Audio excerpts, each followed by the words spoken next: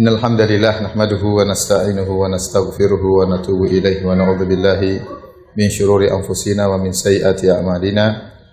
May yahdihillahu fala mudilla lahu wa may yudlil fala hadiyalah. Wa asyhadu an la ilaha illallah wahdahu la syarika lah wa asyhadu anna Muhammadan abduhu wa rasuluhu la nabiyya ba'dah. Ya ayyuhalladzina amanu taqullaha haqqa tuqatih wa la tamutunna illa wa antum muslimun. Fa inna asdaqal hadithi kitabullah wa khairal huda huda Muhammadin sallallahu alaihi wasallam wa syarrul umuri muhdatsatuha wa kullu muhdatsatin bid'ah wa kullu bid'atin dhalalah wa kullu dhalalatin finnar.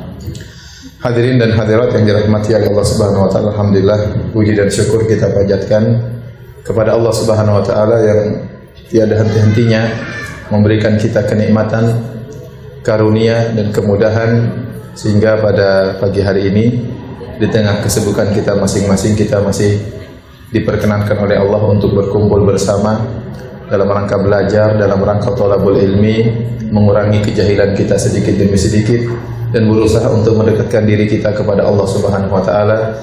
Semoga amal ibadah kita diterima oleh Allah Subhanahu wa taala. Salawat dan salam tercurahkan selalu kepada junjungan kita Nabi Muhammad sallallahu alaihi wasallam dan juga kepada keluarganya serta seluruh sahabat beliau tanpa terkecuali. Bapak-bapak dan ibu yang dirahmati oleh Allah Subhanahu wa taala, pada pagi hari ini insyaallah kita akan mengangkat topik yang judulnya adalah ciri-ciri penghuni surga. Namun saya khususkan di antara ciri-ciri yang sangat utama, yaitu para penghuni surga adalah orang-orang yang dicintai oleh Allah Subhanahu wa taala. Orang-orang yang dicintai oleh Allah Subhanahu wa taala. Karena secara logika, seandainya Allah sudah mencintai seorang hamba, maka tidak mungkin Allah akan mengadab hamba tersebut. Konsekuensi kalau Allah sudah mencintai seorang hamba, tentunya hamba tersebut akan diberi kenikmatan, dimasukkan ke dalam surga Allah Subhanahu wa taala. Oleh karenanya dalam Al-Qur'an Allah berfirman tentang pengakuan orang-orang Yahudi dan orang-orang Nasara yang mereka mengaku-ngaku mempropagandakan bahwasanya mereka dicintai oleh Allah. Kata Allah Subhanahu wa taala, "Wa qalatil yahudu wan nasara nahnu abna'ullahi wa ahibba'uh." Berkata orang-orang Yahudi dan Nasrani bahwasanya kami adalah anak-anak Allah dan kekasih-kekasih Allah Subhanahu wa taala. Ini pengakuan mereka. Maka Allah bantah, "Qul falima yu'adzibukum bidzunubikum bal antum basyarum mimman khalaq." Kata Allah Subhanahu wa taala, kalau benar demikian kalian adalah kekasih-kekasih Allah, qul falima yu'adzibukum bidzunubikum. Kok bisa Allah mengadab kalian? Orang-orang Yahudi mengakui bahwasanya nenek moyang mereka ada yang pernah dirubah menjadi monyet-monyet dan babi-babi karena melakukan pelanggaran. Dan mereka mengatakan mereka kekasih Allah. Maka konsekuensinya harusnya kalau kalian adalah kekasih-kekasih Allah, nenek moyang kalian adalah kekasih-kekasih Allah, kenapa harusnya Allah tidak mengadab mereka? Namun kenyataannya nenek moyang kalian pernah dirubah menjadi monyet-monyet dan babi-babi. Maka ini dalil bahwasanya Allah tidak cinta kepada kalian. Dan dipahami dari ayat ini, kalau Allah sudah mencintai seorang hamba, Allah tidak akan mengadabnya. Benar, Allah akan mengujinya di dunia, Allah akan berikan dia ujian yang berat, benar. Tetapi di akhirat Allah tidak akan mengadabnya. Kenapa? Karena Allah mencintainya. Ya. Dari ayat inilah sebagian ulama mengambil dalil bahwasanya seorang kekasih tidak akan menyakiti kekasihnya. Ya atau tidak ya? Seorang kekasih tidak akan menyakiti kekasihnya. Kalau seorang suami sayang kepada istrinya, enggak mungkin istrinya diomelin terus. Kalau istrinya diomelin terus berarti kecintaan suaminya enggak beres. Sama, kalau seorang istri benar-benar cinta kepada suaminya, enggak mungkin ngomelin suaminya terus. Ya. Ada seorang istri mengatakan, saya cinta sama kamu mas, tapi kamu kok suka ngomelin saya? Itu salah satu bentuk cintaku. Itu enggak benar. Kalau bentuk cinta ngomel terus ya, kalau sekali-sekali ngomel itu wajar. Tapi kalau tiap hari ngomelin suami, itu berarti kecintaannya enggak beres. Karena kalau orang cinta kepada seorang wanita atau sebaliknya, dia tidak akan tega menyakiti apa? Hatinya. Tidak akan tega menyakiti hatinya. Demikian ya. Jadi kalau ingin kita masuk surga, di antaranya kita berusaha menjadi orang yang dicintai oleh Allah Subhanahu wa taala. Karena kalau kita sudah mendapat predikat dicintai oleh Allah, maka Allah tidak akan mengadab kita dan Allah akan masukkan kita ke dalam surganya. Ya, semoga kita semua dimasukkan dalam surga Allah Subhanahu wa taala. Bapak-bapak dan Ibu yang dirahmati oleh Allah Subhanahu wa taala, banyak orang mengaku-ngaku dicintai oleh Allah atau mengaku-ngaku cinta kepada Allah. Dan ini terjadi.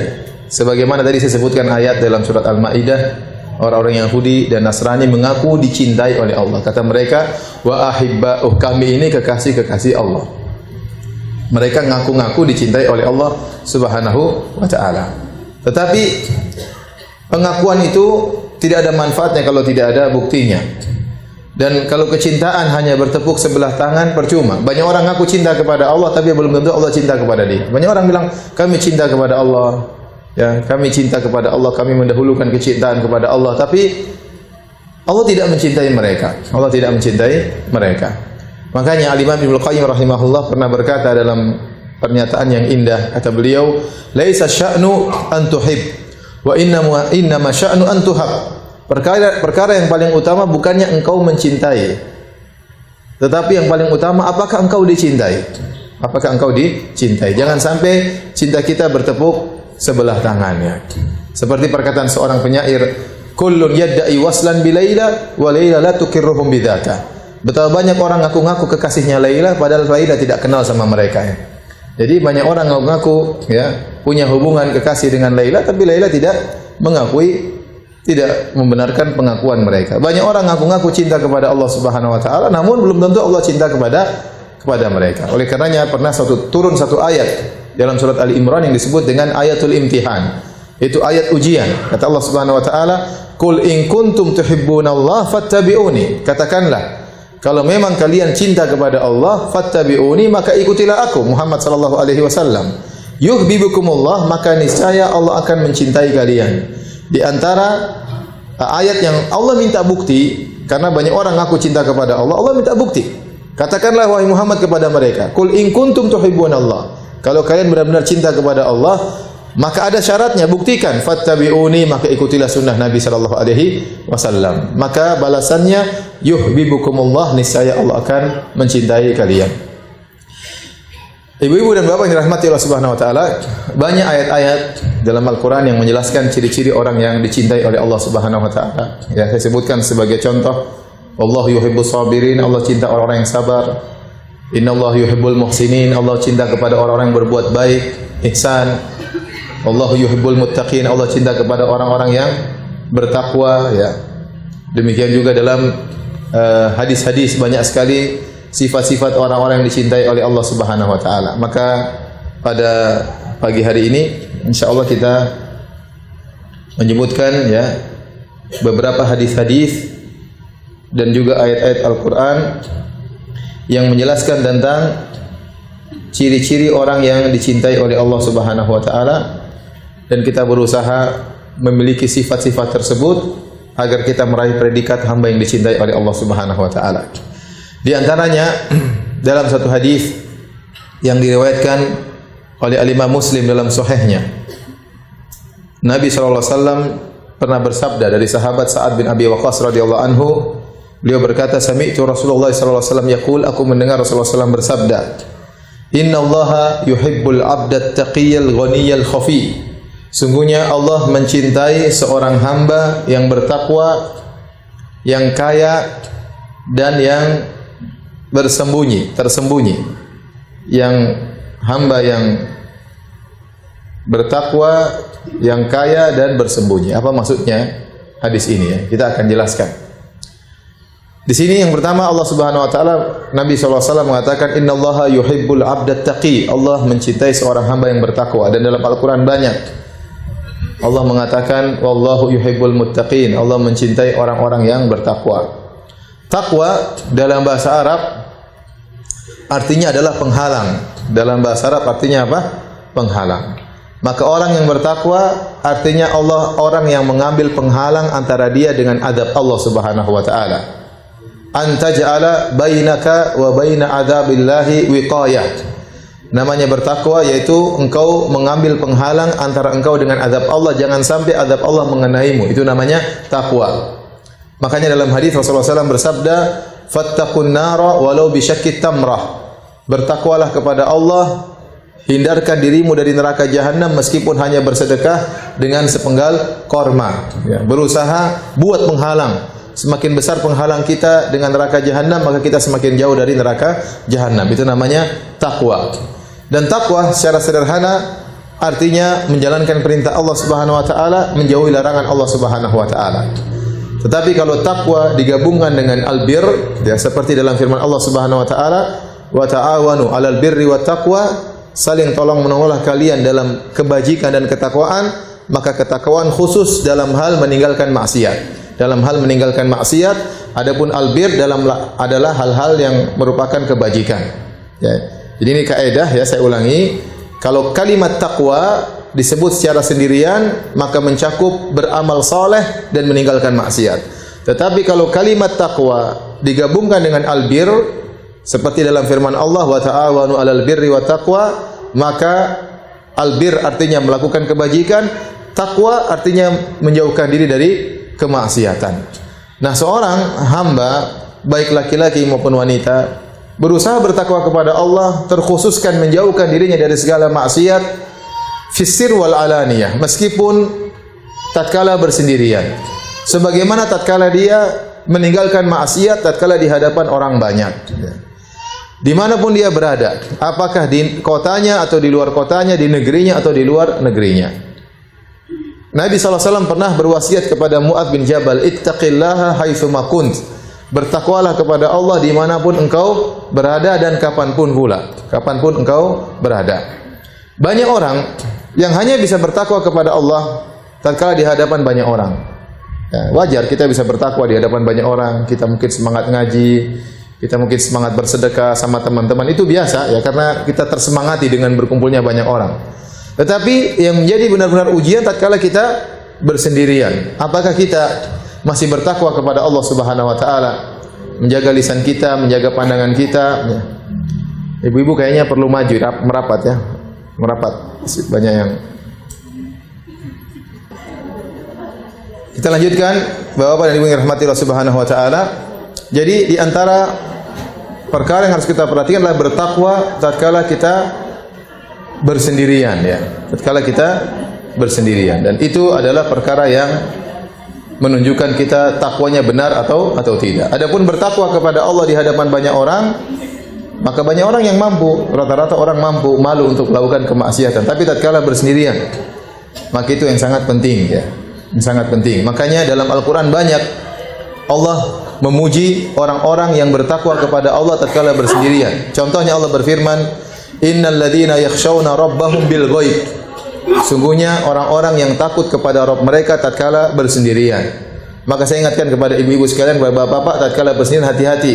Ya, tatkala lagi tidak bersanding bersama istri, tatkala tidak bersanding bersama suami, suami lagi pergi ke kantor, ya, atau sang suami lagi tidak di rumah, ya hati-hati. Kita bertakwa kepada Allah, hati-hati dengan apa yang kita lihat, tidak sembarang orang kemudian kita berkomunikasi. Ya, betapa banyak saya sedih mendengar ya cerita tentang selingkuh ya. Bahkan berapa kali saya dengar kisah tentang reuni mengakibatkan CLBK, cinta lama, bubarkan keluarga, itu banyak terjadi ya.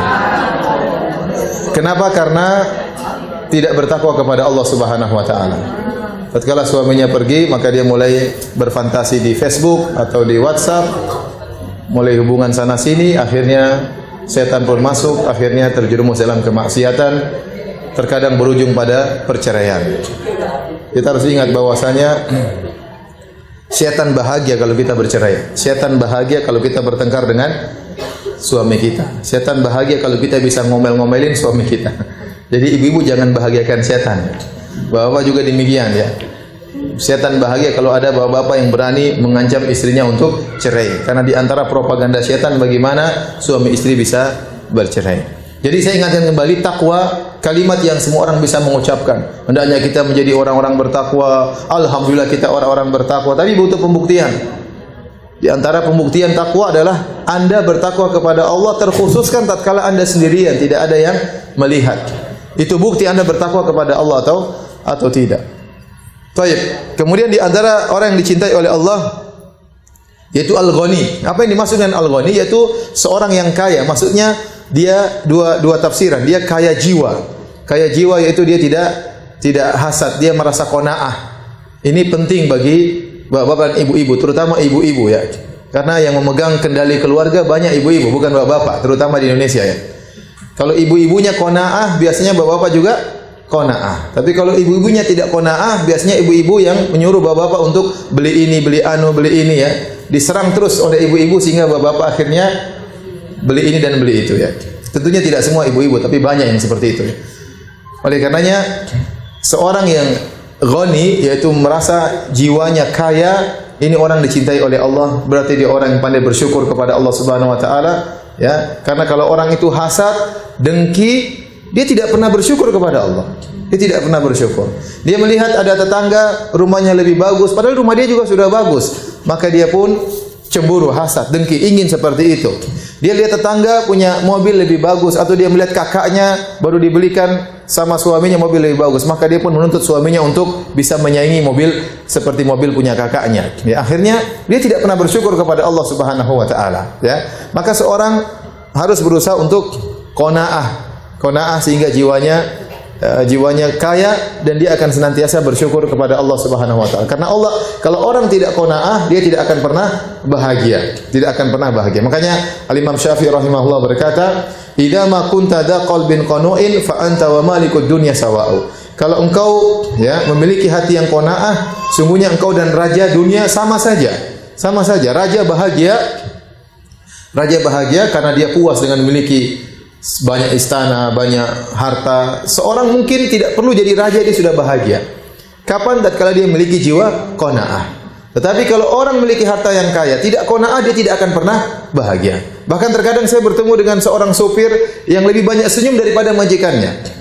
Lebih banyak senyum supirnya daripada majikannya. Mungkin supirnya sudah bahagia, sementara majikannya tidak bahagia. Ya, punya rumah mewah, punya perusahaan yang banyak, tapi tamak, kemudian tidak pernah puas. Sementara supirnya senyum-senyum dengan gaji yang cukup bagi dia, jadi dia sudah merasa bersyukur kepada Allah Subhanahu wa taala. Saya pernah ketemu dengan supir, saya mengatakan, "Mas, kok senyum-senyum terus?"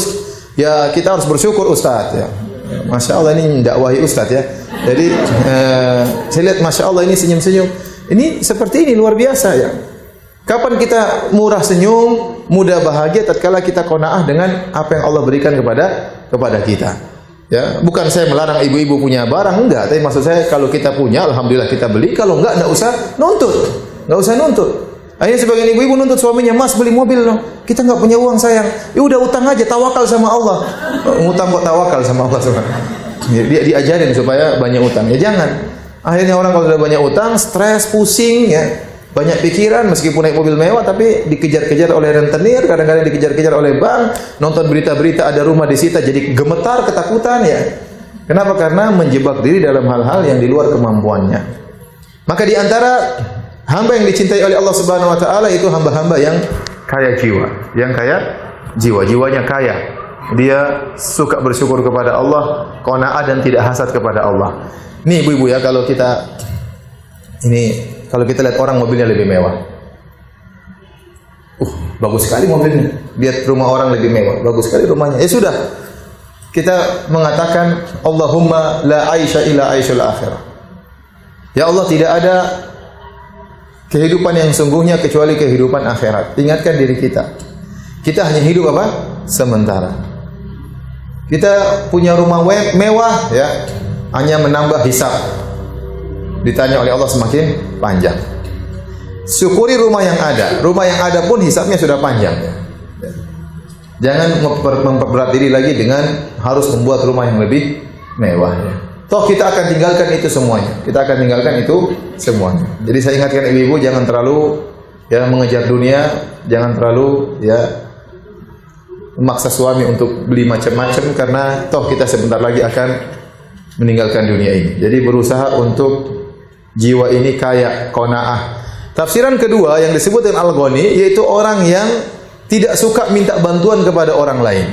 Kata Nabi SAW, "Wa man yastaghni yughnihullah." Barang siapa yang berusaha mencukupkan dirinya dengan Allah, maka Allah akan buat dia cukup. Latih diri kita, jangan sedikit-sedikit telepon teman, "Bantu saya dong, tolong saya dong, bantu saya dong, tolong saya dong." Kita berusaha, kita yang bantu, kita yang tolong. bukan minta tolong sama orang. Ada orang kebiasaan seperti itu, sedikit-sedikit nyerahin sama orang, sedikit-sedikit telepon orang, sedikit-sedikit minta bantuan.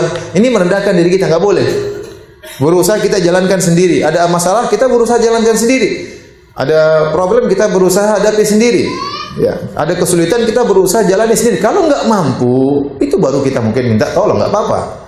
Karena Allah menyuruh kita untuk saling tolong menolong. Wa ta'awunal birri wat taqwa, saling tolong menolong dalam kebaikan dan ketakwaan. Tetapi kalau sejak awal sudah mengharap orang itu nggak baik. Jangan suka mengharap orang. Kalau kita mengharap orang lain, kita akan kecewa. Jangan. Berharap kepada Allah Subhanahu wa taala. Biasakan diri kita tidak membutuhkan orang lain. Jangan kita gantungkan diri kita butuh sama orang, jangan. Itu jelek. Itu tidak dicintai oleh Allah Subhanahu wa taala. Ya, makanya Nabi suruh kita bekerja meskipun harus mencari kayu bakar daripada minta sama orang. Ibu-ibu ingat, jangan suka mengharap sama orang. Mungkin kita punya teman kaya, jangan berharap sama dia. Kalau kita punya teman kaya dan dia tahu kita berharap sama dia, dia akan rendahkan kita. Ini anak ini. Begitu tahu kita suka minta tolong sama dia, dia akan hinakan kita. Tapi kalau dia datang nawarin bantuan, ya itu nggak jadi masalah. Kasih hadiah, kita menerima hadiah, baik. Kapan seorang ini sifat manusia ya? Kapan seorang merasa temannya ini mulai mengambil hartanya, langsung dia pandang dengan pandangan rendah. Ya, betapapun kaya dia, tetap dia pandang dengan pandangan apa? Rendah. Maka jangan biasakan diri minta tolong sama orang, kita kerjain sendiri. Allah suka hamba yang seperti itu. Kalau ada apa-apa dia kerjakan sendiri. Kecuali kalau darurat itu lain cerita. Dalam kondisi mendesak, sesekali kita minta bantuan teman, konsekuensi persahabatan, kita telepon, saya rasa dia akan bantu dengan senang hati. Tapi kalau sedikit-sedikit telepon, sedikit-sedikit ini, tolong dong, ini jelek. Ini jelek sekali seperti ini. Menggantungkan harapan kepada manusia. Kita jadi rendah, jadi hina di hadapan dia, ya. Di hadapan dia. Oleh karenanya, Ibu yang dirahmati Allah Subhanahu wa taala, seorang berusaha menjadi hamba yang kaya, artinya dia hanya mencukupkan dirinya kepada Allah Subhanahu wa taala, dan dia orang yang qanaah, senantiasa bersyukur dengan apa yang Allah berikan pada dia. Kemudian yang ketiga di antara ciri hamba yang dicintai oleh Allah adalah al-khafi. Apa itu al-khafi? Al-khafi secara bahasa Arab artinya bersembunyi. Ini sangat penting juga untuk kita ketahui bahwasanya Allah tidak suka seorang hamba yang ingin tampil selalu. Ingin tampil beda, ingin tampil jadi bahan komentar orang, jadi pusat perhatian orang. Allah tidak suka dengan hamba seperti itu. Ya. Allah tidak suka. Yang narsis ya, Allah nggak suka. Narsis itu apa artinya sih? Hah? Narsis itu apa sih? Saya sering dengar. Narsis, masif, apalagi satunya itu istilah-istilah baru. Saya pulang dari Saudi bingung saya. Ya, narsis, masif, terus rasis, terus. Pernah saya ngobrol sama Ustadz. Orang itu baper sekali. Saya bingung ini baper bahasa apa. Pas di Madinah ngobrol sama saya lagi makan di Al-Bayt. Tahu-tahu Ustaz, itu orang baper banget. Aduh, saya mau tanya malu kan. Baper tuh apa? Jadi cari-cari di kamus juga nggak ada ini baper ya. Ternyata singkatan bahwa perasaan. Pahamnya setelah saya ke Indonesia. Ternyata ada istilah-istilah baru ya yang saya tidak paham. Tapi intinya kita tidak boleh suka cari perhatian. Makanya banyak hadis-hadis yang melarang seperti ini. Contoh, Rasulullah SAW mengatakan, "Man labisa thawba syuhratin fid dunya, albasahu Allahu thawba mazallatin yaumal qiyamah." Barang siapa yang dunia pakai pakaian ketenaran. Pakaian ketenaran itu apa? Tampil beda, terlalu indah, terlalu mahal, atau sebaliknya terlalu murah, terlalu jelek. Ini tidak boleh dua-duanya. Pakai pakaian terlalu indah ya. Pakaiannya warnanya terlalu banyak. Merah, kuning, hijau di langit yang biru ya. Tidak wajar, lain sendiri, tampil beda sendiri. Saya tahu ibu-ibu suka bergaya, apalagi pakaian model baru, itu sifat wanita ya. Boleh, tetapi ingat jangan sampai terlalu berlebih-lebihan. Jangan sampai terlalu sehingga menjadi pusat perhatian. Itu tidak disukai dalam syariat. Meskipun bukan niat kita untuk sombong, pakaian yang langsung otomatis membuat kita tampil beda, itu tidak boleh. Tampil beda tersebut karena terlalu mahal, terlalu indah, atau sebaliknya terlalu murah, robek-robek masih kita pakai, ya itu juga tidak boleh. Nabi SAW kalau pakai baju sama dengan sahabat-sahabatnya, tidak tampil beda. Makanya kalau ada orang luar datang menemui para sahabat di masjid atau lagi di pertemuan, mereka bingung Nabi Muhammad yang mana Sallallahu Alaihi Wasallam, karena pakaiannya sama dengan sahabat yang lain. Sampai para sahabat bikin ide, ya Rasulullah kita buat tempat agak tinggi supaya kalau ada orang datang cari Anda langsung ketahuan di mana posisi Anda. Kenapa? Karena Nabi pakainya sama dengan sahabat yang lain. Demikian juga Nabi SAW pernah berhijrah dari Mekah menuju Madinah bersama Abu Bakar radhiyallahu taala anhu. Begitu masuk ke kota Madinah, Nabi pertama tinggal di Kuba. Orang-orang datang langsung menyalami Abu Bakar, disangka Abu Bakar itu Nabi SAW. Ya, karena tidak ada beda ya. Ya, Abu Bakar jadi nggak enak, mau nunjuk-nunjuk ini nggak enak. Akhirnya setelah Abu Bakar menaungi Nabi, baru orang-orang tahu adalah Rasulullah SAW. Jadi saya katakan kepada ibu-ibu, terutama karena pakaiannya biasanya menjadi pusat perhatian para ibu-ibu. Laki-laki juga perhatian terhadap pakaian, tapi ibu-ibu yang benar-benar perhatian terhadap penampilan, terhadap gaya, terhadap mode, fashion dan yang lainnya. Maka hati-hati, tidak boleh pakai pakaian yang terlalu indah ya atau terlalu buruk sehingga menjadi hamba yang terkenal dan tenar dan tersohor. Jangan. Kita kalau bikin model-model yang seperti yang lainnya ya, mungkin indah, tapi jangan terlalu. Nah, demikian pula dalam kehidupan kita sehari-hari. Jangan kita melakukan hal-hal yang buat kita memang kita niatnya ingin tampil, jangan. Karena Allah mencintai hamba yang dia bersembunyi. Sembunyi apa? Sembunyi bukan sembunyi-sembunyi saja, nggak ada kegiatan, tidak. Maksudnya dia sembunyi sehingga dia konsentrasi beribadah kepada Allah Subhanahu wa taala. Tidak harus tampil, ya. Tidak harus tampil. Ada orang-orang yang dia ingin terkenal dan akhirnya dia terkenal. Ingin tenar. Dengan cara-cara dia, dengan pencitraan, dengan berbagai macam model, dengan tampil di YouTube, dengan tampil di Facebook, dengan selfie sendiri, dengan berbagai macam agar dia tenar dan niatnya untuk tenar dan akhirnya tenar. Ada orang-orang yang ingin tenar tapi nggak tenar-tenar. Sudah banyak biaya dia keluar, nggak ada yang nge-like. Ada seperti itu. Ya. Ada orang tidak ingin tenar tapi Allah membuat dia apa? Tenar. Ada orang tidak ingin tenar dan dia tidak tenar. Ada orang tidak ingin tenar, Allah jadikan dia tenar. Ada orang yang tidak ingin tenar dan dia memang tidak tenar. Ya. Kalau ternyata dia tidak ingin tenar, Allah jadikan dia tenar, itu urusan Allah Subhanahu wa taala. Ya.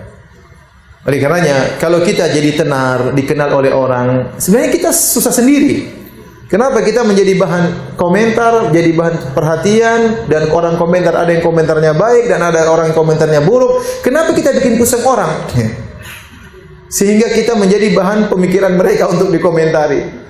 Mending kita nggak usah tenar, ya, nggak usah tampil, karena ada orang hobinya tampil. Ya. Ada orang hobinya apa? Tampil. Ya sudah, ngapain ya?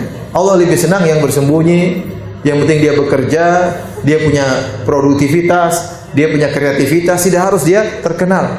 Kalau Allah tahu dia butuh terkenal, Allah akan buat dia terkenal meskipun dia nggak mau terkenal.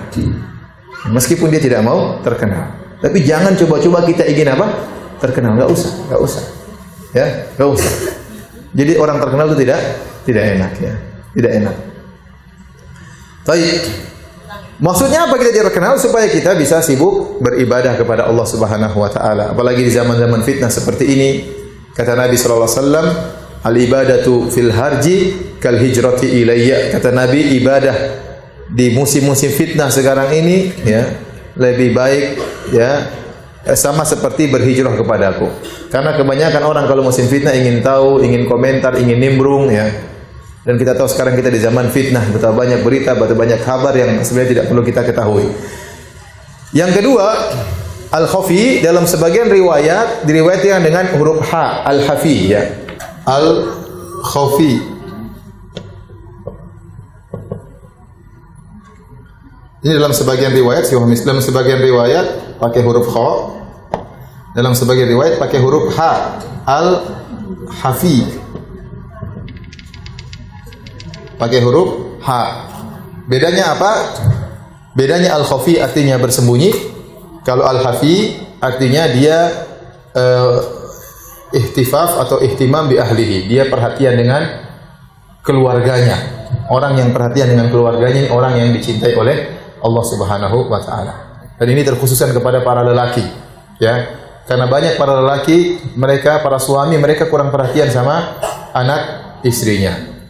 Kenapa? Karena sibuk dengan urusan luar. Sebagian orang menjadikan prioritas kebahagiaannya adalah perkara dunia, usahanya, dan ini salah. Ya. Saya sering sampaikan bahwasanya lelaki yang sejati, yang bahagia adalah lelaki yang menjadikan keluarganya sebagai pusat kebahagiaannya, prioritas utama. Karena Allah Subhanahu wa taala berfirman, "Huwallazi khalaqakum min nafsin wahidah wa ja'ala minha zawjaha liyaskuna ilaiha." Dialah Allah yang telah menciptakan kalian dari satu jiwa, ya, itu Adam alaihissalam. Kemudian Allah ciptakan dari Adam istrinya Hawa. Untuk apa? Liyaskuna ilaiha, agar sang suami tentram dengan istrinya tersebut. Oleh karenanya kebahagiaan lelaki sungguhnya adalah pada istrinya. Kalau seorang laki kemudian tatkala keluar di rumah ingin pulang ke rumahnya, rindu ketemu istrinya, ingin lihat anak-anak, berarti ini laki-laki yang bahagia. Laki-laki yang bahagia. Sudah benar dia taruh skala prioritas bahwanya kebahagiaan utama adalah di keluarganya. Rumahnya baiti jannati, rumahku adalah surgaku. Tetapi kalau ternyata dia pulang ke rumah dia tidak menemukan kebahagiaan.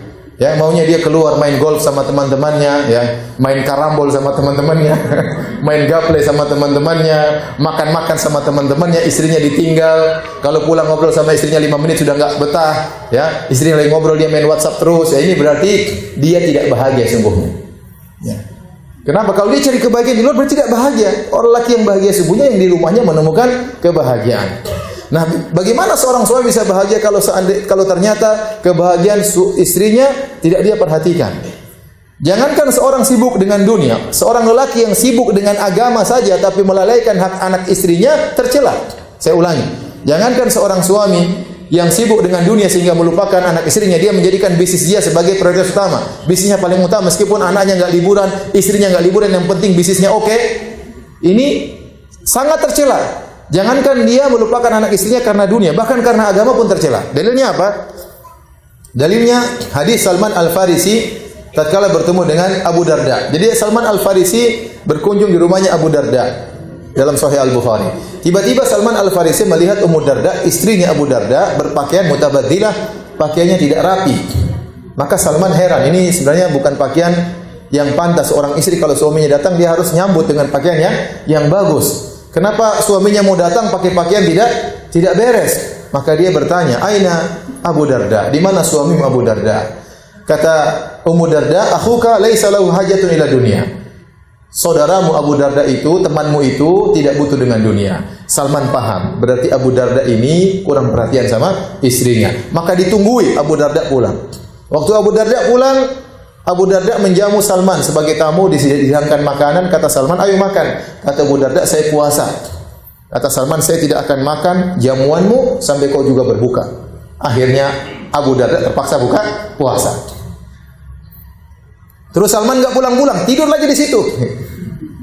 Karena dia mau kasih pelajaran sama, dia ingin tahu apa masalah dengan masalah saudaranya ini. Karena sebagai sahabat kita harus tahu cari permasalahan rumah tangga. Kalau memang perlu kita perlu perbaiki sahabat kita ini.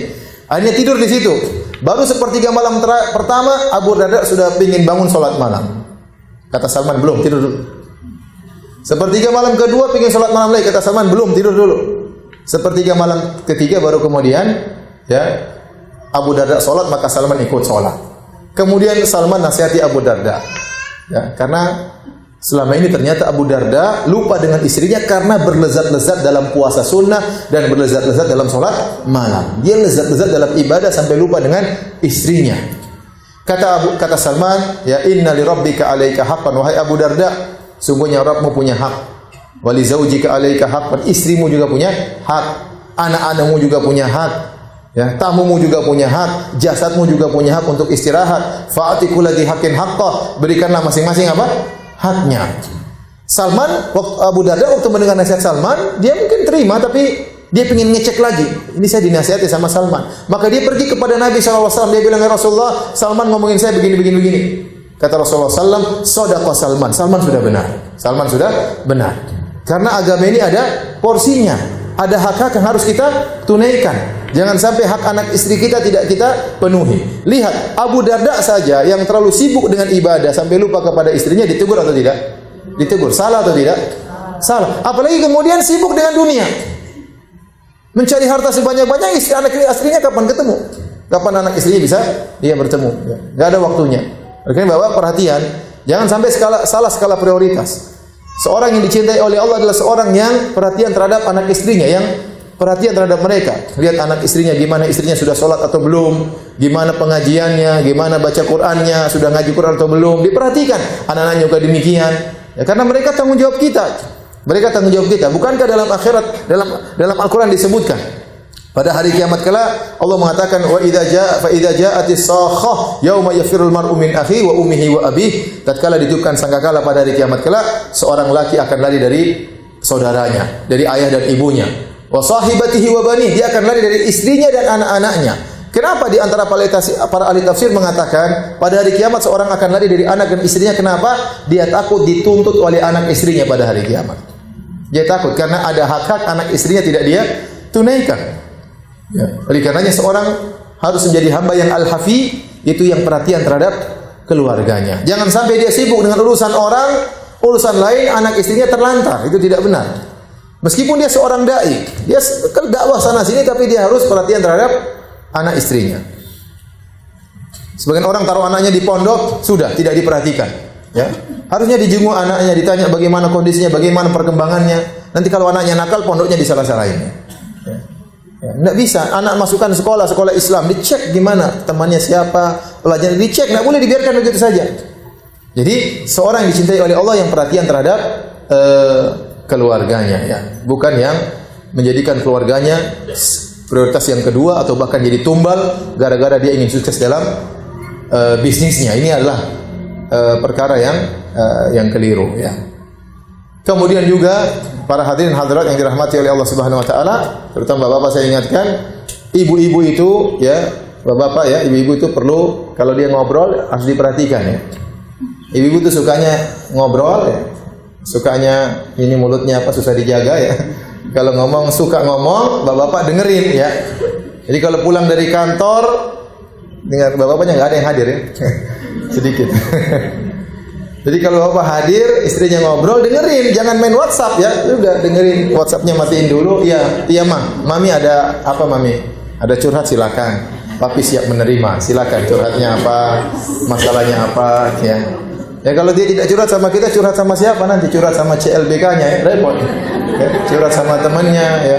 Akhirnya kalau dia sudah curhat sama temannya, aib keluarga terbuka, itu tidak. Iya, curhat akhirnya cerita sama temannya ember, banyak perempuan yang ember, akhirnya tersebar kemana-mana, ya. Makanya kalau istri ngobrol, suami dengerin, ya. Saya sampai pernah dengar ceramah, ada seorang dai di Saudi, dia ceramah di televisi, dia bilang, bapak harus dengar curhat istri. Jadi kalau pulang dari kantor harus dengerin, meskipun 10 menit, 20 menit, setengah jam, tapi jangan lama-lama. Kalau nanti nggak berhenti. Jadi bawa HP matiin dulu sampai dia bawa sumpritan. Pokoknya kalau sudah 30 menit dia sudah berlebihan waktunya, ya. Jadi maksud saya tetap harus mendengar waktu ibu-ibu dengar. Lihat dalam hadis kata Rasulullah SAW, kata Ibnu Abbas, bitu inda khalati Maimunata fatahaddatsa Nabi sallallahu alaihi wasallam ahli sa'atan tsumma raqada. Aku pernah bermalam di rumah Nabi, aku mendengar Nabi ngobrol dengan istrinya beberapa waktu, kemudian Nabi tidur, ya. Ternyata Nabi begitu sibuknya tetap ngobrol sama istrinya. Siapa yang lebih sibuk daripada Nabi? Nabi sangat super sibuk. Dia seorang kepala negara, dia seorang mufti, kalau ada pertanyaan orang datang tanya sama dia. Dia seorang sahabat yang mulia, berteman dengan sahabat-sahabatnya, ya. Belum lagi istrinya 9, sibuknya kayak apa, ya. Belum lagi kemudian harus mikirkan perkembangan negara, belum lagi ada musuh-musuh yang ingin menyerang, belum lagi orang-orang munafik dalam kota Madinah. Banyak permasalahan kompleks dialami oleh Nabi. Tapi Nabi setiap habis salat asar datangi istrinya, dicumbui satu persatu. Sebelum tidur ngobrol sama istrinya, ya. Sebelum tidur ngobrol sama istrinya. Siapa yang merasa lebih sibuk daripada Nabi sallallahu alaihi wasallam? Tidak ada, ya. Nabi SAW kalau ingin berjihad, Rasulullah SAW mengundi istri-istrinya. Yang namanya keluar, ikut. Kita kan nggak perlu undian, itu saja satu-satunya bawa itu. Kalau ada safar bisa dibawa, ya dibawa, nggak usah pakai undian. Ya, kalau punya undian, alhamdulillah. Kalau nggak ada, ya sudah, terima apa adanya, qanaah, ya. Ini satu-satunya ditinggal terus, ya gimana? Ya. Sebagian orang tidak mau bawa istrinya, kalau bisa bawa istrinya bawa, kecuali memang tidak bisa dibawa, ya sudah. Alhamdulillah, ada istri, ada teman ngobrol di pesawat, ada teman ngobrol tatkala safar, memandang macam-macam, istrinya larang, lagi tertarik pramugari dicubit sama istrinya, kan? Ada fungsinya, ya, untuk menjaga seorang suaminya. Jadi maksud saya harus perhatian kepada anak dan istri supaya menjadi hamba al-hafi yang dicintai oleh Allah Subhanahu wa taala, ya. Demikian juga ibu-ibu juga perhatian harus sama suami. Perhatian sama suami. Jangan terlalu sibuk dengan urusan yang bukan urusan ibu-ibu. Bukankah Nabi mengatakan min husni islamil mar'i tarkuhu ma la ya'ni? Di antara keindahan Islam seorang meninggalkan yang bukan urusannya. Ibu-ibu tuh nimbrung banyak perkara yang tidak bermanfaat. Ya. Nimbrung ini, berita berita ini, berita artis, berita ini, orang berita poligami ngikutin terus. Sudah, yang penting ibu enggak dipoligami, sudah enggak usah terlalu sibuk ya. Berita macam-macam, berita gibah-gibah, ngerumpi, berita tidak perlu. Banyak hal-hal yang kita bermanfaat bagi diri kita. Kita terlalu sering nonton berita, terlalu sering komentar di Facebook, sehingga waktu untuk baca Quran nggak ada. Coba kita renungkan, kita sehari ini baca Quran berapa halaman? Nggak ada, kita baca sedikit.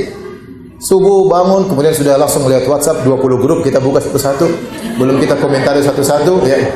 Grup ini, grup kecantikan, grup diet, grup ini. Tapi tetap aja badannya gemuk, nggak cantik-cantik, grup nggak ada faedahnya.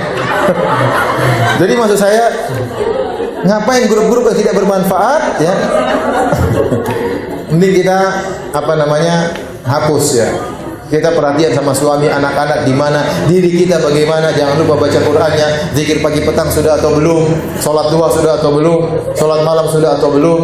Urus telepon ibu, telepon bapak, om, tante sudah ditelepon belum? Banyak kalau kita mau sibukkan dengan yang manfaat, banyak. Ciptakan suasana nikmat di rumah dengan suami, punya jadwal jalan-jalan dengan suami. Ayo, Mas, kita punya jadwal jalan-jalan ya. Mas, kita jadwal pengajian ada. Ciptakan kehidupan kebahagiaan di rumah. Ciptakan kebahagiaan. Jadi perhatian sama suami. Suami diperiksa. Kalau memang mau ke kantor, periksa sudah siap enggak tasnya, diperiksa, diperbaiki. Kalau dia mau keluar, dipakaikan kaos kaki, dicium tangannya ya. Kalau rambutnya ini dicukur rambutnya ya, kumisnya dirapikan. Kalau kukunya panjang, dipotongin kukunya ya. Ibu-ibu potongin kuku suami atau tidak? Enggak pernah ibu-ibu? Enggak mau? Oh, ibu-ibu berarti kurang sayang sama suami. Oh, enggak mau dipotongin? Paksa. Perhatian sama suami ya. Perhatian kalau suami baju dikasih parfum. Perhatian sama suami, al-hafi, seorang hamba yang perhatian sama keluarganya, dicintai oleh Allah Subhanahu wa taala. Kalau kita sudah beres urusan suami, urusan anak-anak, bolehlah kita memperhatikan yang lainnya. Tapi yang paling utama adalah suami dan anak-anak kita. Itulah hamba yang dicintai oleh Allah Subhanahu wa taala. Semoga kita bisa dicintai oleh Allah Subhanahu wa taala. Baik. Kita lanjutkan, ibu yang dirahmati Allah Subhanahu wa taala, hadis yang lain. Dalam hadis yang lain, Rasulullah SAW bersabda, "Inna Allah yuhibbu samhal bai'i, samhal syira, samhal qada." Sungguhnya Allah mencintai kemudahan tatkala menjual, kemudahan tatkala membeli, dan kemudahan tatkala bayar hutang. Kalau Anda ingin dicintai oleh Allah, mudah dalam menjual, mudah dalam membeli, mudah dalam bayar hutang. Bagaimana maksudnya? Seorang berusaha bermuamalah baik dengan sesama kaum muslimin, sesama manusia. Kita bukan hanya bermuamalah dengan Allah, bermuamalah juga dengan sama manusia. Dengan muamalah yang baik. Allah suka dengan orang yang mudah untuk menjual. Dalam hadis yang lain kata Nabi SAW, rahimallahu mra'an samhan idza ba'a. Semoga Allah merahmati, sayang. Allah sayang kepada seorang hamba yang dia mudah untuk menjual. Maksudnya apa? Kalau dia jual barang tidak susah. Dia jual barang misalnya nih, ada barang mobil dia jual harusnya harganya, dia bilang harganya 200 juta. Ada yang tawar 160. Kalau masuk akal, dapat untung, ya udah jual aja. Enggak usah ditahan-tahan. Dia properti nih, bisnis properti, bikin rumah. Dia bikin rumah, dia maunya untung 600 juta satu rumah. Dia jual 2 miliar. Ada yang tawar misalnya 1,8, dia sudah untung 600 jadi untung 400. Ya sudah jual aja. Kenapa ditahan-tahan? Ya. Yang penting dapat untung, menyenangkan orang, kita juga senang, mudah untuk menjual. Kecuali kalau rugi ya kita tahan, ya. Ada sebagian orang kalau menjual susah. Tawar enggak. Harganya berapa? 200.000. 190.000 enggak. Meskipun 199.999 saya tidak akan lepaskan. Ada orang seperti itu, ya. Kalau enggak mau sudah sana pergi, ada seperti itu, ada modelnya. Enggak, ini tidak dicintai oleh Allah Subhanahu wa taala. Yang Allah cintai orang yang mudah untuk apa? Menjual. Kalau kita udah kita jual, nanti beli barang yang lain, kita jualan barang yang lain. Rezeki ada yang lain, Allah buka. Jadi mudah untuk menjual, menyenangkan orang yang membeli. Kemudian samhat idza ishtara, mudah juga untuk membeli. Mudah juga untuk membelinya. Artinya apa? Kalau kita beli barang, ada orang jual misalnya 100.000, ya udah kita tawar yang masuk akal, kita bilang bagaimana kalau 190.000, 180.000, masuk akal. Ya udah, beli aja. Saya tanya, berapa? Bisa kurang enggak, Pak? Bisa. Berapa? 180. Ya udah kita beli aja. Dia beli aja, enggak usah kita bilang enggak, Pak. 100.000 kurang berapa? 90. Oh, masih banyak, Pak. Sudah 30.000 aja. Wah, ini agak repot. 100.000 kita tawar 30.000 ya. Ada orang seperti itu kalau nawar sangat rendah ya. Bahkan terkenal, kata dia, kamu beli, tunggu, saya yang tawar aja, tunggu sebentar, duduk aja. Kenapa? Dia ingin menyiksa penjual. Tawar sampai habis-habisan ditawar. Berapa? 100.000. Berapa, Pak? Kurangi dong, Pak. 90.000, kurangi dong, Pak. 80.000, kurangi dong, Pak. Udah terakhir. Ya, Bapak itu untungnya banyak sekali. Omel-omelin. Ya udah 70.000, diomel-omelin lagi. Sampai dia dapat target berapa? 30.000. Enggak dapat berapa? Terakhir 50.000. 30.000 ya? Enggak bisa, Pak. Saya enggak dapat untung. Ya sudah. Ya udah, Pak, enggak usah beli, Pak. Tapi dia enggak mau pergi-pergi, di situ aja terus bertahan. Akhirnya kan orang jengkel seperti itu. Akhirnya terkadang orang menjual dengan terpaksa. Ini tidak boleh. Tidak boleh. Seorang menjual barang dengan terpaksa, hukumnya tidak boleh. Sebenarnya mengatakan tidak sah karena jual beli harus antaradin minkum, harus ridho. Enggak boleh. Ingat, jual terpaksa, kasih hadiah terpaksa juga enggak boleh. Minta dong hadiah dong. Hadiah memaksa. Akhirnya nagih terus, kasih terpaksa, tidak sah. Tidak sah. Ya. Sampai Syekh Utsaimin mengatakan misalnya kita lagi di rumah lagi makan, tahu-tahu ada orang lewat, ada tetangga kita lagi makan durian, kemudian kita lewat, kemudian dia bilang, "Ayo mampir." Kita tahu dia basa-basi. Jangan nanti langsung mampir, jangan. Sebentar, Pak, saya panggil anak-anak sama istri saya dulu sebentar dulu. Ya. Jadi kalau dia lagi ngajak kita mampir, kita nggak usah mampir. Oh, makasih, Pak, karena kita tahu dia basa-basi. Kita lewat, kalau dia datang pergi tarik tangan kita, berarti dia serius kasih hadiah. Tapi kalau dia basa-basi kita lewat, dia bilang alhamdulillah nggak mampir ya. Karena terkadang orang kita tahu dia ngasih kita itu apa? Karena nggak enak, itu nggak boleh. Ya. Jadi hati-hati, kadang kita beli barang kalau kita tahu kita juga senang, harganya masuk akal, ya udah beli aja, nggak usah tawar terlalu tinggi. Jangan, kasihan penjual. Ya. Apalagi bahkan sebenarnya mengatakan di antara sedekah yang tidak diketahui oleh orang lain, di antara tafsiran hadis 7 golongan yang akan Allah naungi pada hari kiamat kelak tatkala matahari jarak 1 mil, kata Nabi sallallahu alaihi wasallam, rajulun tasaddaqa bi yaminihi fa akhfaha hatta la ta'lama shimaluhu ma tunfiqu yaminuhu. Seorang yang dia bersedekah dengan tangan kanannya, kemudian dia sembunyikan sampai-sampai tangan kirinya tidak dia ketahui. Dia tidak pernah cerita sama orang lain kalau dia bersedekah. Di antara contohnya kata para ulama, yaitu seorang membeli barang tidak dia tawar. Dia tahu harga barang ini bisa dia tawar, tapi tidak mau tawar karena dia ingin bersedekah sama saudaranya. Ya, terkadang ada teman-teman miskin-miskin jualan baju. Udah ente beli aja, nggak usah tawar, kasihan. Dia jualan gorengan, jualan es krim. Lagi musim hujan, karena mentang-mentang musim hujan dia nggak laku-laku, ente tawar. Ya, saya tawar dong, musim hujan siapa yang beli? Udah kasihan, udah beli aja. Untungnya dia pun belum tentu bisa buat makan anak istrinya. Kita masih tawar juga, ente tega banget. Ya udah ente beli aja, nggak usah tawar. Kalau perlu nanti kasih duit kembali, nggak usah. Ya. Sehingga ente bersedekah kepada dia dan dia tidak merasa hina. Ya. Dengan ente beli tidak, dengan anda beli tidak perlu ditawar. Maksud saya, apalagi yang jual sama kaum muslimin, apalagi penampilannya sudah susah, miskin, anda nggak usah tawar. Kalau ada tawar yang masuk akal ya. Ya udah beli aja, apalagi sama muslim beli aja, udah. Insya Allah Allah sayang kepada kita kalau kita mudah untuk apa? Membeli. Ya. Saya dengar waktu saya pernah satu hari naik mobil, ada yang jemput, nganter pulang, 2 orang ngobrol. Saya tidur, tapi saya sempat dengar mereka berbicara. Yang satu ngomong, aduh saya ini gimana? Kamu kok belum kawin? Saya nggak punya biaya untuk kawin, gimana? Kamu jualan? Sudah, saya kemarin jualan es, tapi musim hujan. Kasihan. Dengarnya itu kita sedih gitu loh. Dengarnya itu sedih.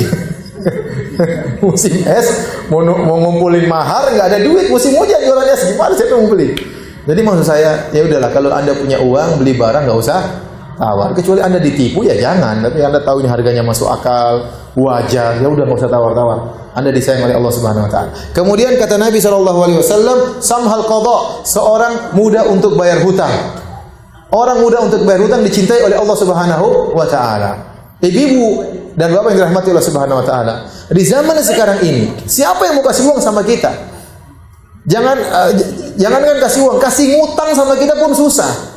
Orang sekarang apalagi ekonomi lagi turun, pegang duit dia untuk penjagaan ya. Dia harus aman selama beberapa bulan, uangnya disimpan, tidak mau dikeluarin ya. Orang sekarang banyak properti yang kacau, yang hancur. Banyak orang punya outlet jualan pada buyar semuanya. Kenapa? Nggak ada yang beli. Orang semua pegang uangnya, ekonomi lagi jatuh.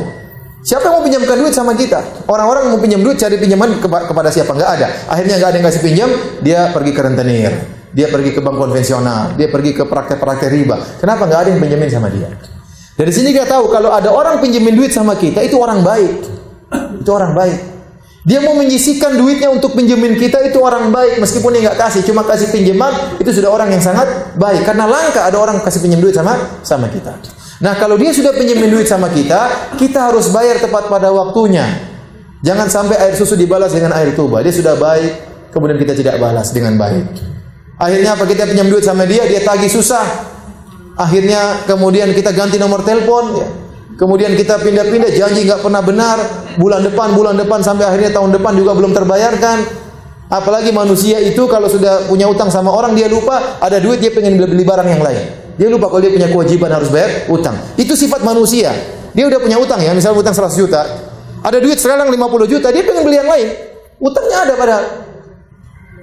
Sampai saya pernah ditanya, Ustaz, ada pertanyaan di kertas. Ustaz, saya punya utang sama orang Ustaz, sama teman saya. Sudah lama dia tidak tagih saya Ustaz. Sudah lama dia tidak tagih saya Ustaz. Saya kira dia sudah ikhlaskan kepada saya Ustaz. Saya bilang kamu itu berhusnudzon pada tidak pada tempatnya. Ya kamu yang tahu diri, nggak usah ditagih bayar ya. Ya. Jadi orang yang mudah bayar hutang ya, itu orang yang dicintai oleh Allah Subhanahu wa taala. Ingat kebaikan dia sudah pinjamin kita ya bayar hutang segera. Ya. Kalau bisa jangan tunggu ditagih. Ya beda kalau kita tidak punya, itu lain cerita. Makanya dalam hadis Rasulullah SAW mengatakan, man akhadha amwalan nas yuridu ada'aha, barang siapa yang mengambil uang orang lain, pinjam uang sama orang lain dan dia berniat untuk menunaikannya, adallahu anhu, Allah akan mudahkan dia menunaikan utang tersebut. Wa man akhadha amwalan nas yuridu itlafaha, barang siapa yang minjem uang orang dengan niat tidak membayar, atlafahullah, Allah akan membuat dia hancur. Allah akan buat dia hancur. Maka seorang berusaha untuk bayar hutang tepat pada waktunya. Dan banyak orang tidak seperti itu ya. Sampai saya pernah ketemu kasus seorang datang sama saya, Ustaz, saya dimarahin sama si fulan. Kenapa dimarahin? Saya tagih utang dia marah-marah. Harusnya kan yang nagih yang marah-marah. Ini yang ditagih yang marah-marah. Kenapa dia marah? Dia bilang, kenapa kau tagih saya sekarang? Bulan lalu saya punya duit, kau nggak tagih? Gimana ya? Kamu kalau punya duit bayar, nggak usah ditunggu ditagih. Seperti ini kan kurang ajar namanya. Ya. Sehingga akhirnya yang pinjam, yang ngutangin seakan-akan ngemis sama dia, padahal dia yang ngutang. Sampai seperti ini sebagian orang akhlaknya sangat buruk, ya, sangat biadab sampai tidak punya adab sama orang yang beri pinjaman sama dia. Ya. Dalam riwayat yang lain, rahimallahu mra'an samhan idza iqtada. Semoga Allah merahmati orang yang mudah untuk menagih. Kita sekarang kalau kasih pinjam uang sama orang, kita pun demikian. Kita tagih dia dengan cara yang baik, apalagi kita tahu dia sudah berusaha. Kalau dia tidak mampu bayar, maka kita bilang enggak apa. Fanadhiratun ila maisarah, ditunda pada waktu yang lain. Kalau kau sudah muda baru kau bayar.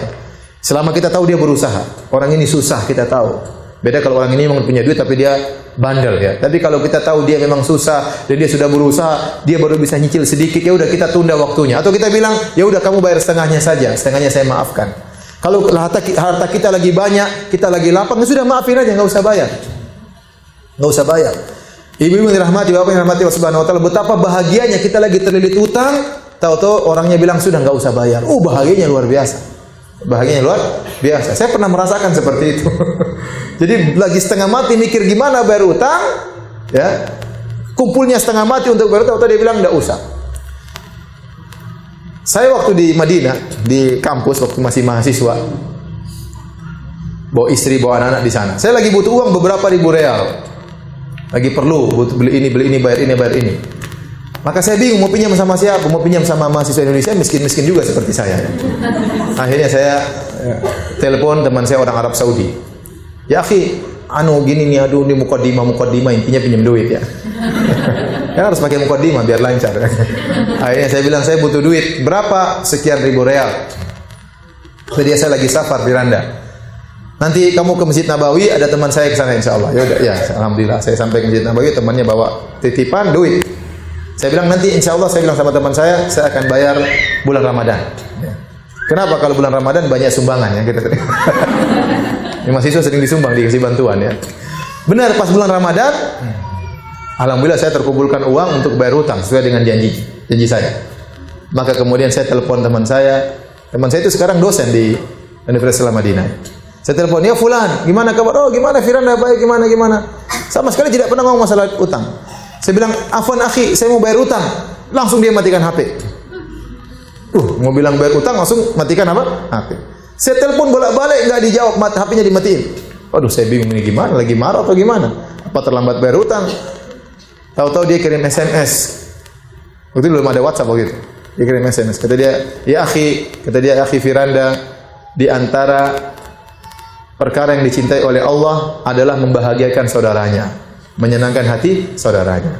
Sesungguhnya uang yang saya berikan kepadamu itu adalah hadiah dari saya. Kalau kau terima, kau bahagiakan saya, kata dia. Lihat kata-kata dia. Itu hadiah dari saya buat kamu. Kalau kau terima hadiah itu, kau membahagiakan apa? Saya. Wah, yang bahagia saya apa dia? Saya yang bahagia, bukan dia. Saya bilang terima kasih jazakallah khair. Tapi kata saya, ya sudah, ini terakhir saya pinjam uang sama dia. Karena nggak mungkin saya pinjam lagi kalau begini caranya. Dan benar, sejak saat itu saya tidak pernah lagi pinjam uang sama dia. Ini ada orang baik seperti ini, masya Allah. Saya kalau ingat teman saya itu luar biasa, akhlaknya sangat baik ya. Baik, jadi ibu-ibu yang dirahmati Allah Subhanahu wa taala, kita menjadi orang dicintai oleh Allah Subhanahu wa taala, di antaranya mudah untuk membeli, mudah untuk menjual, mudah untuk bayar hutang, mudah untuk nagih apa? Nagih hutang.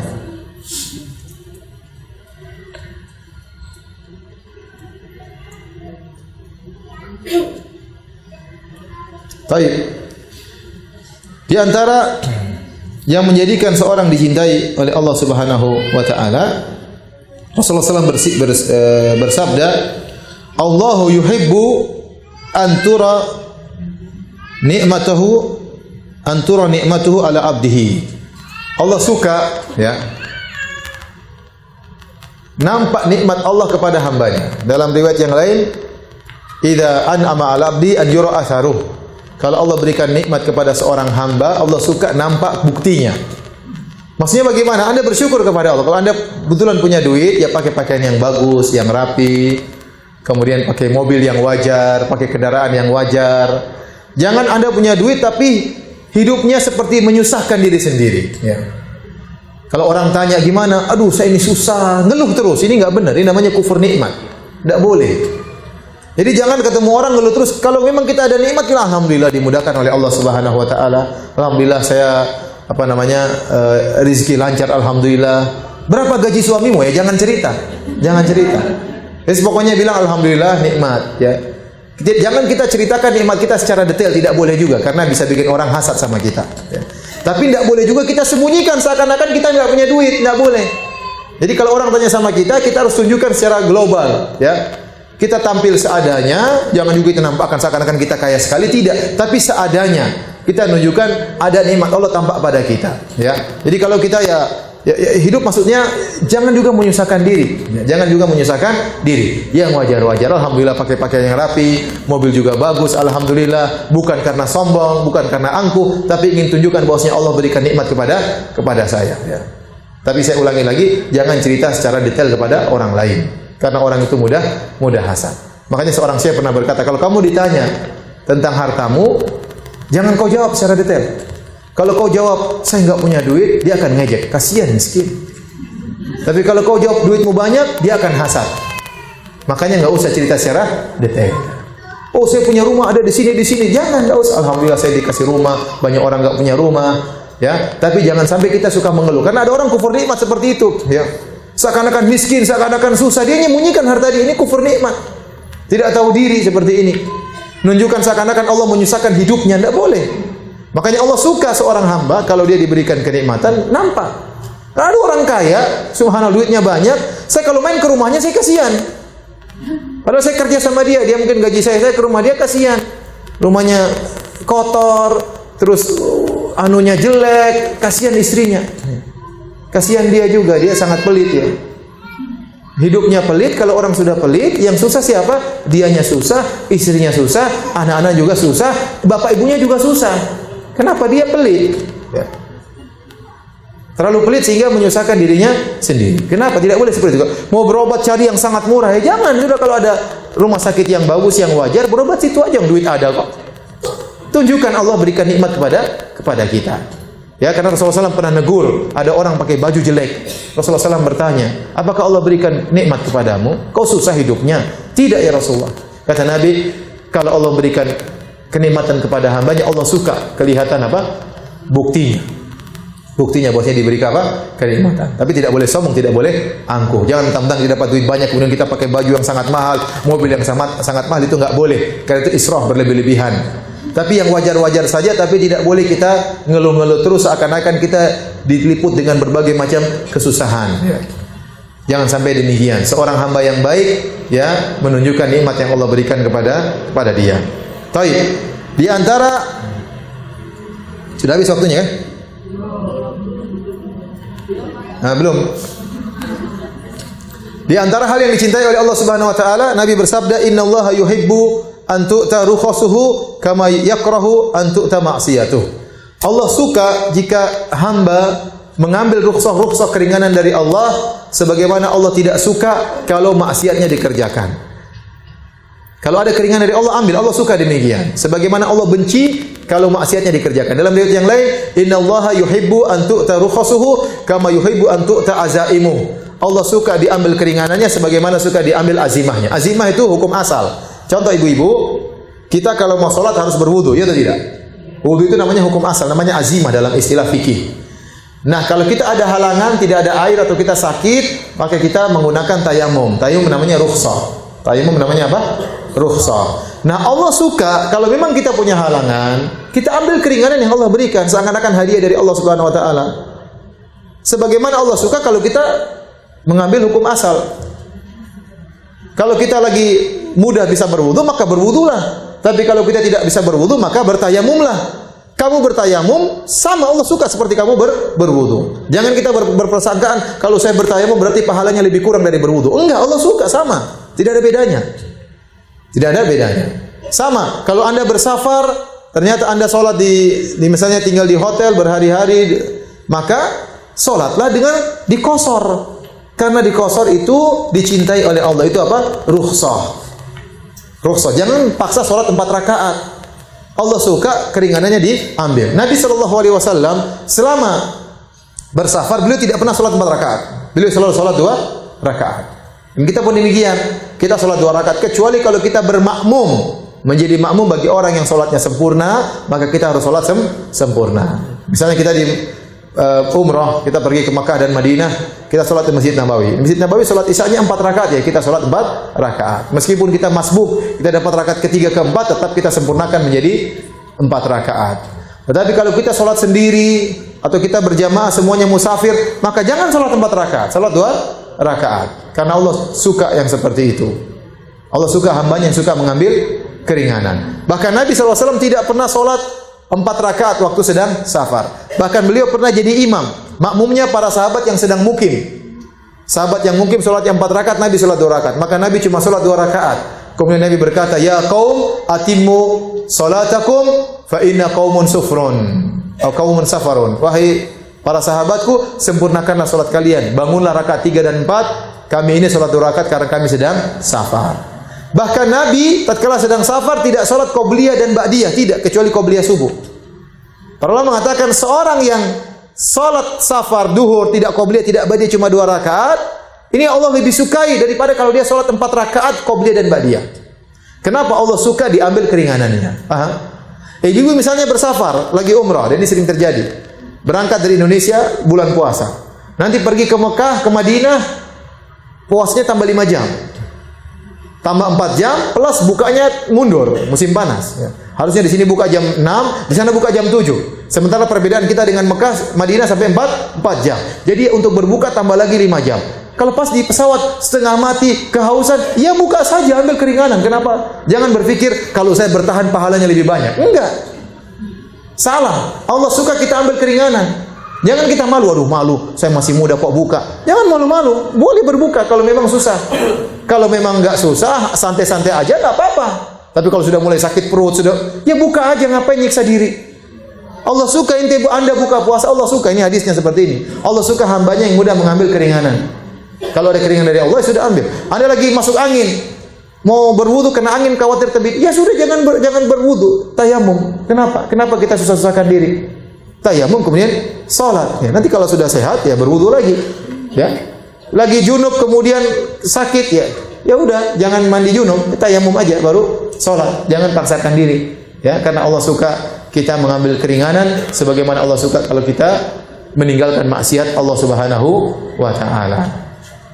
Ini perhatikan juga agar kita dicintai oleh Allah Subhanahu wa taala.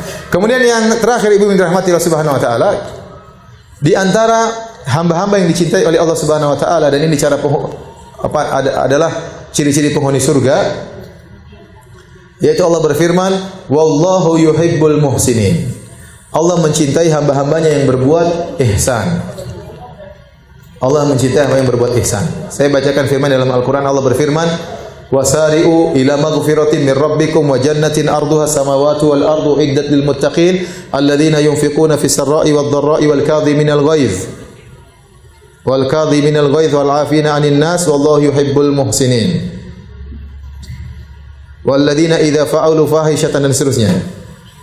Yaitu dalam surat Ali Imran, Ibu bisa lihat ayat 122 sampai 124. Ali Imran surat ketiga, coba dibuka. Ayat 132 bukan 22, 132 sampai 134. Sudah dapat? Ini pembahasan yang sangat penting ya. Pembahasan terakhir kita. Saya jelaskan secara singkat di papan tulis insyaallah. Wasari'u ila maghfiratin min rabbikum wa jannatin arduha samawati wal ard. Ini wa jannatin arduha samawati wal ard uiddat lil muttaqin. Kemudian kata Allah Subhanahu wa taala, alladzina yunfiquna fis sarra wad dharra wal kadhimina al ghaidh wal 'afina 'anil nas wallahu yuhibbul muhsinin. Baik Ibu ya. Perhatikan ini ayat berapa tadi? Al-Imran 132 sampai 134. Wasari'u dalam bahasa Arab artinya apa? Bersegeralah. Bersegeralah. Kepada ampunan, ini ampunan Allah. Wa jannah, surga. Surga Allah yang luasnya seluas langit dan bumi yang Allah siapkan bagi orang-orang yang bertakwa. Siapa orang bertakwa tersebut? Kata Allah, alladzina yunfikuna, yang berinfak. Fis sarra, dalam kondisi lapang. Wad dharra, dalam kondisi apa? Susah. Wal kadhimin, orang-orang yang meredam amarah.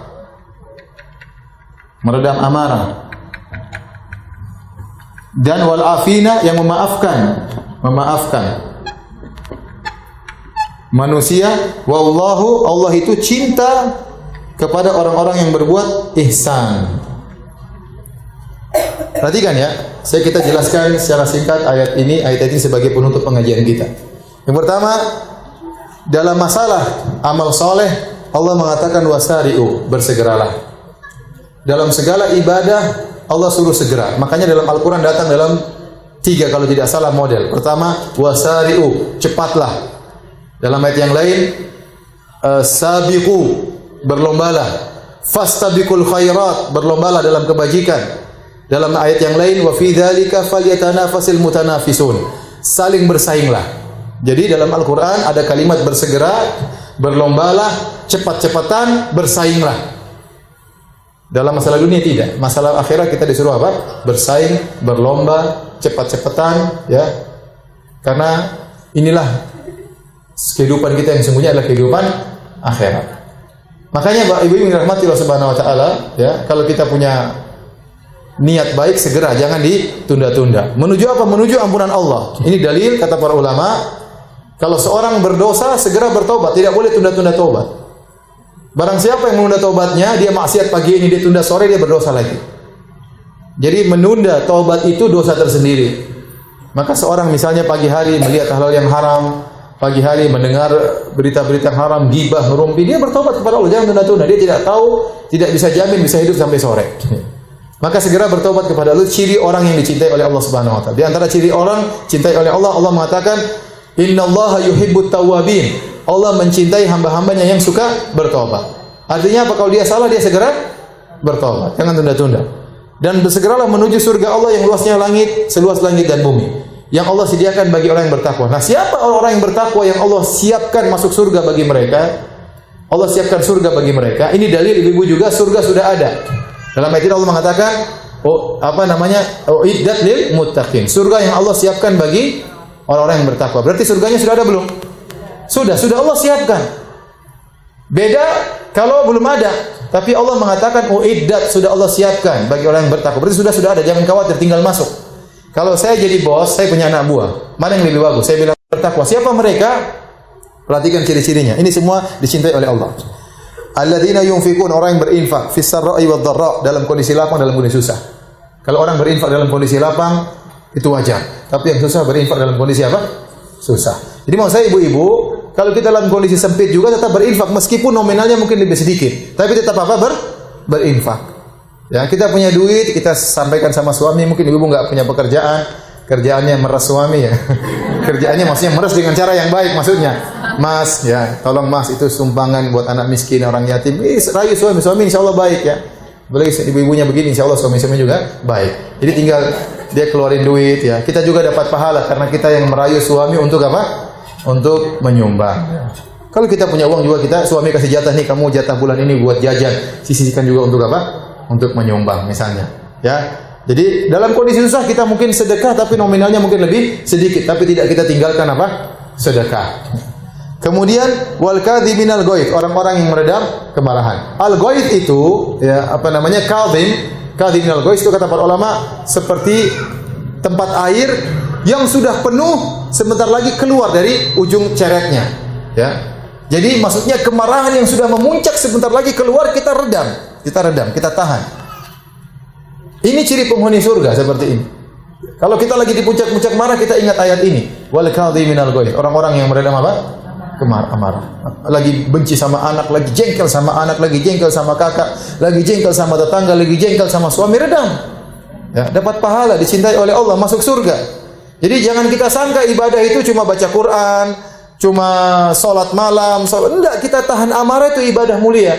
Bahkan ciri penghuni surga. Maka jadi orang jangan suka marah-marah ibu-ibu ya. Jangan suka marah-marah. Sabar ya. Sedikit-sedikit marah itu cepat tua, cepat mati, kena jantung, kena macam-macam. Jangan. Sabar. Benar, penelitian menyatakan orang banyak penyakit timbul karena ketidakstabilan jantung, ketidakstabilan emosional. Emosional itu sangat berpengaruh. Akhirnya menimbulkan gula yang cepat. Akhirnya penyakit gula, penyakit jantung dan macam-macamnya. Tapi kalau orang santai, murah senyum, insya Allah lebih panjang umurnya. Ya. Kemudian wal afina anin nas, yang mudah memaafkan orang lain. Ini sifat yang paling berat, memaafkan orang lain. Ya. Karena sifat memaafkan orang lain lebih hebat dari sekedar meredam kemarahan. Ada orang meredam kemarahan tapi dia tidak maafkan, dia cuma gerundel, jengkel, dendam dan macam-macam. Tapi ada orang selain dia meredam amarah, dia juga memaafkan. Dan ini orang yang sangat sangat hebat. Dan kita tahu kalau kita memaafkan orang lain, maka kita dimasukkan oleh Allah dalam surga. Kalau kita maafkan orang lain, Allah akan maafkan kita. Makanya ayat yang sangat memberi pengharapan, kata para ulama di antaranya, wal ya'fu wal yasfahu ala tuhibbuna ayyaghfirallahu lakum. Hendaknya kalian berlapang dada dan maafkan. Tidakkah kalian suka Allah maafkan kalian? Jadi kita banyak dosa nih. Kita banyak dosa, mungkin dosa di luar, melihat yang macam-macam, mendengar macam-macam, ngomongin orang macam-macam, dosa dalam rumah, mungkin ngomelin suami, gak perhatian sama anak-anak, dan macam-macamnya. Kita banyak dosa, kita sudah istighfar, tapi ada dosa-dosa yang belum Allah ampuni. Allah kasih kita ujian, kita dizalimi oleh orang. Dikata-katain orang, dituduh orang macam-macam, mungkin diambil harta kita dan macam-macam. Nah, kita ampuni, kita maafin orang tersebut. Kalau kita maafin orang tersebut, Allah maafin kita. Mungkin ada dosa-dosa yang tidak bisa hilang kalau kita istighfar. Tapi dengan cara kita memaafkan orang lain, dosa-dosa kita diampuni. Namun ini sangat berat ya. Maafkan orang itu sangat berat. Manusia kalau dzalimi biasanya senangnya ingin apa? Ingin balas ya. Ingin balas. Kalau dijotos sekali, ingin botos 2 kali ya. Jarang yang langsung maafkan. Tapi ingat ayat ini sehingga kita bisa hidup lebih tenteram. Ibu-ibu kalau suka maafkan, hidupnya tenteram ibu-ibu ya. Benar. Kalau kita ikuti komentar di Facebook, komentar di WhatsApp, kadang-kadang jengkel, ada orang bikin jengkel, itu kita maafin aja. Maafin, sudah kita pulang tidur tenteram, ngobrol sama suami bisa. Tapi coba kalau kita dendam, susah. Dongkol ya, akhirnya suami juga kita omel-omelin ya, dan yang lainnya. Jadi maafkan, maka Allah mencintai orang-orang yang berbuat baik. Nah, orang-orang ini semua orang-orang ihsan, yang suka berinfak, suka meredam amarah, dan juga suka memaafkan, maka mereka adalah orang-orang yang ihsan. Ihsan itu apa? Beribadah kepada Allah seakan-akan dia melihat Allah. Kalau tidak, maka Allah melihat dia. Jadi demikian ibu-ibu ya, kajian kita pada kesempatan pagi hari ini. Semoga ibu-ibu menjadi hamba-hamba Allah yang dicintai oleh Allah Subhanahu wa taala, dan semoga dimasukkan dalam surga Allah Subhanahu wa taala. Demikian wabillahi taufiq wa hidayah. Assalamualaikum warahmatullahi wabarakatuh.